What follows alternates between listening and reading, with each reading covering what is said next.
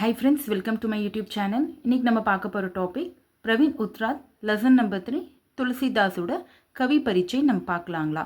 கவி பரீட்சைனா ஆத்தரோட introduction. நாம்னா name, ஆத்தரோட name பாருங்க, ஸ்ரீ துளசிதாஸ். ஜன்னா birth, அவர் எப்போ பிறந்தாருன்னு பார்த்தீங்கன்னா சம்பந்த் 1554.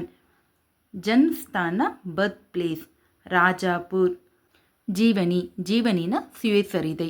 तुलसीदास के पिता का नाम आत्माराम दुबे. அப்போ துளசிதாஸுடைய அப்பாவோட பெயர் ஆத்மராம் துபே. ததா மாதா கா நாம் உல்சிதா, அம்மாவோட பெயர் வந்து உல்சி. ஜன் கே துரந்த் பாத் மா குஜர் கயி, இவர் பிறந்த சில காலத்திலே அவங்க அம்மா வந்து இறந்துடுறாங்க. முனியா நாமக் தாசிசே பாலே கயி, முனியா நாமக் பனிப்பெண்ணிடம் அவர் வந்து வளர்றாரு. ரத்னாவளி நாமக் கன்னியாசே ஷாதி ஊயி, ரத்னாவளி பேருள்ள பெண்ணை வந்து அவர் திருமணம் செய்து கொள்கிறாரு. உசி கே ஃபட்காசே ஏ அனன்ய ராம்பக்த் ஊயே, தன் ஒய்ஃபின் கண்டிப்புனால அவர் வந்து பார்த்தீங்கன்னா தீவிரமாக ராமர் பக்தர் ஆகிறாரு. சாகித்யிக் பரீட்சை, இலக்கியத்தில் அறிமுகம். இந்திய சாகித்ய பக்தி கால் को स्वर्ण काल बनाने का श्रेय निस्संदेह துளசிதாஸ் காஹே.